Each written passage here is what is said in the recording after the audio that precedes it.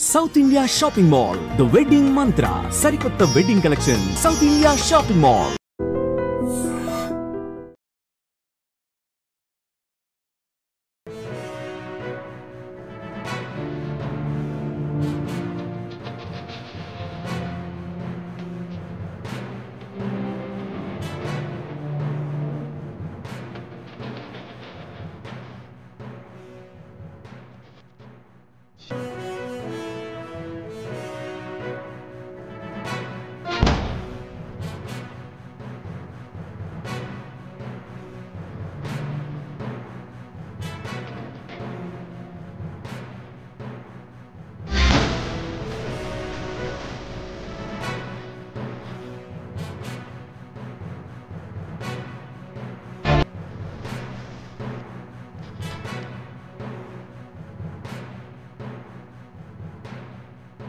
అంతా క్షణాల్లో జరిగిపోయింది. చూసేటప్పటికి చెల్లా చెదురుగా పడి ఉన్న మృతదేహాలు చుట్టూ కనిపించాయి. ఈ ప్రమాదంలో నేను చనిపోయాను అనుకున్నాను. సర్దార్ వల్లభాయ్ పటేల్ అంతర్జాతీయ విమానాశ్రయం నుంచి టేక్ ఆఫ్ అయిన కొన్ని క్షణాల్లోనే తాను ప్రయాణిస్తున్నటువంటి విమానం బీజే మెడికల్ కాలేజ్ హాస్టల్ భవనంపైకి కుప్పకూలి ప్రమాదం జరిగింది. ఈ ప్రమాదంలో అయితే విమానంలో లెఫ్ట్ సైడ్ ఎమర్జెన్సీ డోర్కి అతి దగ్గరగా 11A సీట్లో ఉన్నటువంటి తాను ఈ ప్రమాదం నుంచి ఎలా బయటపడ్డానో మీడియాకు వివరిస్తున్నారు రమేష్ కుమార్ విశ్వాస్. మరొక వైపు ఈ ప్రమాదంపై ఇప్పటికే బ్లాక్ బాక్స్లో దాగి ఉన్నటువంటి డేటా కోసం ఇప్పటికే దర్యాప్తు కొనసాగుతోంది. ఈ అప్డేట్కు సంబంధించి మరిన్ని డీటెయిల్స్లోనికి వెళ్దాం. విమానం ఎడమ వైపున ఎమర్జెన్సీ డోర్కు అత్యంత సమీపంలో నేను కూర్చున్నాను. నా సీట్ నెంబర్ 11A. గురువారం మధ్యాహ్నం సర్దార్ వల్లభాయ్ పటేల్ అంతర్జాతీయ విమానాశ్రయం నుంచి టేక్ ఆఫ్ అయిన కొన్ని క్షణాల్లోనే బీజే మెడికల్ కాలేజ్ భవనాన్ని ఢీకొట్టింది. వెంటనే నేను చనిపోయాను అనుకున్నాను, కానీ అలా జరగలేదు. బతికే ఉన్నానని గ్రహించిన నేను ఫ్యూజ్లేజ్లో ఓ రంధ్రం కనిపించింది. నేను కూర్చున్న సీటు బెల్ట్ వెంటనే అన్లాక్ చేశాను. ఆ రంధ్రంను కాలితో తన్ని అందులో నుంచి బయటకు దూకేశాను. అయితే అది ఎమర్జెన్సీ తలుపా లేదంటే విమానం ఫ్యూజ్లేజ్లో పగిలిన భాగమా అనేది నాకు క్లారిటీ లేదు. నా కళ్ళ ముందే అంతా క్షణాల్లో జరిగిపోయింది. నేను ఎలా బతికానో నమ్మలేకపోతున్నాను. ఇప్పటికీ ఆ దేవుడే నన్ను బ్రతికించాడు. కొన్ని క్షణాల పాటు నేను చనిపోతున్నాను అనే భావించాను. కళ్ళు తెరిచి చూస్తూ నా చుట్టూ మృతదేహాలు చెల్లా చెదురుగా పడి ఉన్నాయి. నేను బతికే ఉన్నాను అని తెలుసుకొని అక్కడి నుంచి నడుచుకుంటూ బయటకు వచ్చాను అని రమేష్ చెప్పారు. పైగా రమేష్ సీటుకు ముందు సీట్ల కంటే ఖాళీ స్థలం ఉంది. అది అతను తోటి ప్రయాణికుల కంటే ముందుగానే తప్పించుకోవటానికి అవకాశం కల్పించిందని మరోవైపు నిపుణులు చెప్తున్నారు.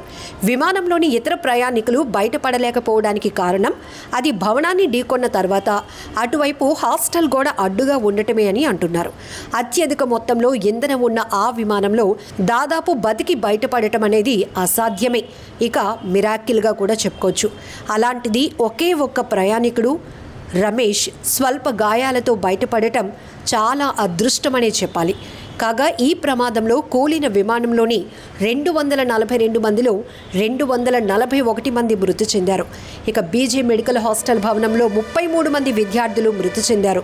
దీంతో మృతుల సంఖ్య 274 మంది వరకు చేరింది. మృతుల సంఖ్య ఇంకా పెరిగే అవకాశం కూడా ఉన్నట్లు అధికారులు అంచనా వేస్తున్నారు. ప్రస్తుతం కాలిన గాయాలతో మెడికల్ విద్యార్థులు అహ్మదాబాద్ సివిల్ ఆసుపత్రిలో చికిత్స పొందుతున్నారు. విమాన ప్రమాదం నుంచి ప్రాణాలతో బయటపడ్డ రమేష్ విశ్వాస్ 11A సీట్లో కూర్చున్న విషయం తెలిసిందే. అయితే 27 ఏళ్ల క్రితం థాయిలాండ్లో జరిగిన విమాన ప్రమాదంలో కూడా అదే నెంబర్ సీట్లో కూర్చున్న నటుడు రాంగ్ సక్ బతికిపోయారు. 146 మంది ఉన్న ఆ ఫ్లైట్లో 101 మంది ఆ ప్రమాదంలో మరణించారు. రమేష్ విశ్వాస్ వార్త చూసి గూస్ బంప్స్ వచ్చాయని నటుడు FBలో పోస్ట్ చేశారు. తాను కూడా అదే నెంబర్ సీట్లో కూర్చొని బతికిపోయానని గుర్తు చేసుకున్నారు. మరోవైపు అహ్మదాబాద్లో జరిగిన ఎయిర్ ఇండియా విమాన ప్రమాదంపై దర్యాప్తు ప్రారంభమైంది. ప్రమాదం జరిగిన 27 గంటల తర్వాత విమానంలోని బ్లాక్ బాక్స్ను అధికారులు గుర్తించారు. ఈ బ్లాక్ బాక్స్ను విశ్లేషిస్తే ప్రమాదం ఎలా జరిగిందనే దానిపై ఒక క్లారిటీ వస్తుంది అంటున్నారు అధికారులు. అయితే ఈ బ్లాక్ బాక్స్ డేటాను విశ్లేషించడానికి సుమారు 24 నుంచి 48 గంటల సమయం పడుతుందని కూడా అధికారులు చెప్తున్నారు. అహ్మదాబాద్లో కుప్పకూలిన ఎయిర్ ఇండియా AI-171 విమాన ప్రమాద దర్యాప్తు మొదలైంది. విమాన ప్రమాదం ఏ విధంగా జరిగిందనే దానిపై దర్యాప్తు సంస్థలు దృష్టి పెట్టాయి. విమాన ప్రమాదంపై NIA, అహ్మదాబాద్ పోలీసులు, DGCA director general of civil aviation, international civil aviation organisation, aircraft accident investigation bureau, Gujarat forensic team, Boeing సంస్థ ప్రతినిధులు, బోయింగ్ విమానాల ఇంజన్లు తయారు చేసే GE సంస్థ ప్రతినిధులు దర్యాప్తు జరుపుతున్నారు. అవసరమైతే దర్యాప్తులో భాగస్వామ్యం అయ్యేందుకు federal aviation administration, national transport safety board, America కూడా సిద్ధంగా ఉన్నాయి. అయితే అహ్మదాబాద్లో కూలిన ఎయిర్ ఇండియా విమాన బ్లాక్ బాక్స్ను ప్రమాదం జరిగిన 28 గంటల తర్వాత గుర్తించారు. దీన్ని త్వరలో ఢిల్లీకి తరలించనున్నారు DGCA అధికారులు. విమాన ప్రమాద దర్యాప్తుల కోసం ఢిల్లీలో ఉన్న బ్లాక్ బాక్స్ ల్యాబ్లో బ్లాక్ బాక్స్ డేటాను విశ్లేషిస్తారు DGCA AAIB అధికారులు. ప్రమాద సమయంలో ATCతో పైలట్లు ఏం మాట్లాడారు, ఎటువంటి పరిస్థితిలో విమాన ప్రమాదం జరిగింది అన్న అంశాలు కూడా వెలుగులోకి రాబోతున్నాయి. దేశంలో ఒకే ఒక black box lab Delhi Udan భవన్లో ఉంది. దీన్ని గత ఏప్రిల్ 9వ తేదీన విమానయాన శాఖ మంత్రి రామ్మోహన్ నాయుడు ప్రారంభించారు. హిందుస్థాన్ ఏరోనాటిక్స్ లిమిటెడ్ HAL మద్దతుతో 9 కోట్ల ఖర్చుతో దేశంలో మొదటి బ్లాక్ బాక్స్ ల్యాబ్ అయితే నిర్మాణం జరిగింది. అంతర్జాతీయ ప్రమాణాలకు అనుగుణంగా ఉన్న బ్లాక్ బాక్స్ ల్యాబ్ ఏర్పాటైంది.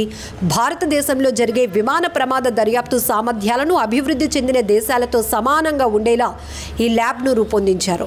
నూతన ల్యాబ్లో జరిగే తొలి బ్లాక్ బాక్స్ విశ్లేషణ ఎయిర్ ఇండియా AI-171 కానుంది. ఇక ప్రమాదానికి గురైన విమాన డేటాను తిరిగి పొందడానికి, డీకోడ్ చేయడానికి, కాక్పిట్ వాయిస్ రికార్డింగ్లు, రాడార్ ఫ్లైట్ డేటా సిస్టమ్ల నుండి సమాచారం తెలుసుకోవడానికి, బ్లాక్ బాక్స్లను రిపేర్ చేయడానికి బ్లాక్ బాక్స్ ల్యాబ్ ఉపయోగపడుతుంది. ఒక బ్లాక్ బాక్స్ డేటా 24 గంటల నుంచి 48 గంటల్లో విశ్లేషించబడుతుంది. ఇక విమాన డేటా, కాక్పిట్ ఆడియోను రికార్డ్ చేసే విమాన పరికరమే బ్లాక్ బాక్స్. విమాన ప్రమాద దర్యాప్తులో ఈ బ్లాక్ బాక్స్ డేటా కీలకం కానుంది. ఈ బ్లాక్ బాక్స్లో FDR flight data recorder, CVD cockpit voice recorder నిక్షిప్తమై ఉంటుంది. వివిధ రకాల విమాన సెన్సార్ల ద్వారా డేటా FDRలో స్టార్ట్ అవుతోంది. రేడియో ట్రాన్స్మిషన్, పైలట్ ఆడియోను రికార్డ్ CVRలో స్టోర్ అవుతుంది. ఈ బ్లాక్ బాక్స్ నారింజ రంగులో ఉంటుంది.